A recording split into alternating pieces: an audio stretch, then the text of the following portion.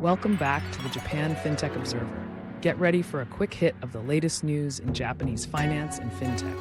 We're diving into the headlines, breaking down the trends, and leaving you with the insights you need to stay ahead of the curve. Let's go. There's a major political shift underway in Japan. The country has just made history by electing its first ever female LDP President, Sanae Takaichi. But this is a story full of paradoxes.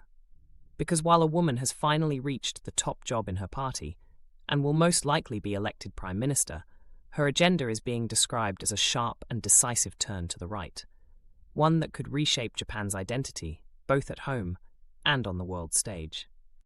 We have been digging into a comprehensive new political profile titled the Takaichi Doctrine, and it argues that to understand her, you first have to understand her mentor, the late long-serving Prime Minister Shinzo Abe. Takaichi is not just an ally, she is his hand-picked ideological heir, the one chosen to carry his nationalist project forward. The report suggests she's not just continuing Abe's work, she's poised to intensify it. Let's break down the Takaichi Doctrine into its three core pillars. First, and at the very heart of her politics, is a powerful sense of restorative nationalism. The core idea is to defend what she sees as a traditional Japan from both internal liberal change and external foreign influence. This is most visible in her view of history. She is a regular and unapologetic visitor to the Yasukuni Shrine in Tokyo, a site that is deeply controversial because it honors Japan's war dead, including 14 convicted Class A war criminals from World War II. For neighbors like China and South Korea, it's a symbol of Japan's past militarism, and her visits are seen as a direct affront. She has also openly called for scrapping Japan's official government apologies for wartime aggression, including the coercion of comfort women, arguing that these historical events have been exaggerated. This social conservatism extends to the home front. And here's that paradox. Despite shattering Japan's highest glass ceiling, she is a staunch opponent of policies aimed at gender equality.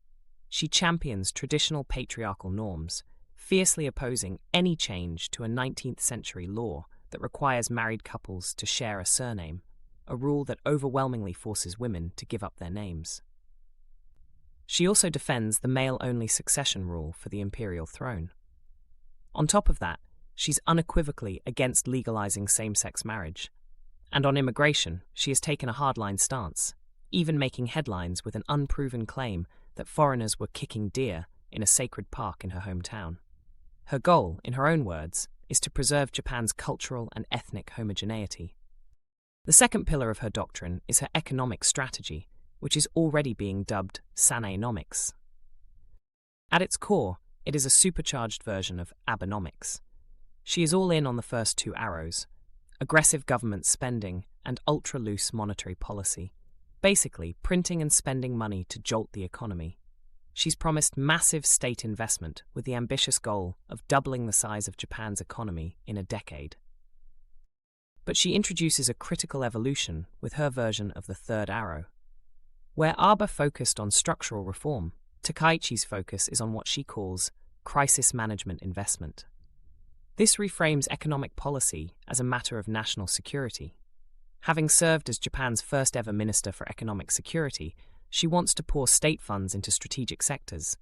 Think artificial intelligence, semiconductors, domestic energy production, and of course, defense. The primary goal is no longer just to make Japan richer, it is to make Japan stronger, more resilient, and less dependent on the outside world. Finally, and perhaps most consequentially, is her foreign policy of assertive autonomy. The centerpiece of her agenda is to achieve the long-held conservative dream of revising Japan's post-war pacifist constitution. She sees its famous Article 9, which renounces war, as a shackle. Her plan is specific and transformative.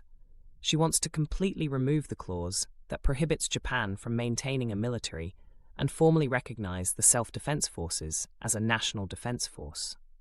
This would give Japan a full-fledged, proactive military for the first time since 1945. In the region, her approach is confrontational. She is a long-standing China hawk and sees Beijing as a fundamental threat. Her historical views are poised to send relations with South Korea into a deep freeze, undoing years of delicate diplomacy.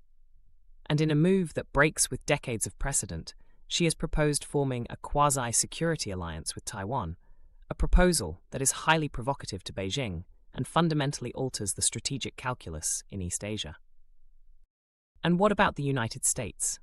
While Takaichi affirms the importance of the US-Japan alliance, she's openly skeptical about America's long-term reliability.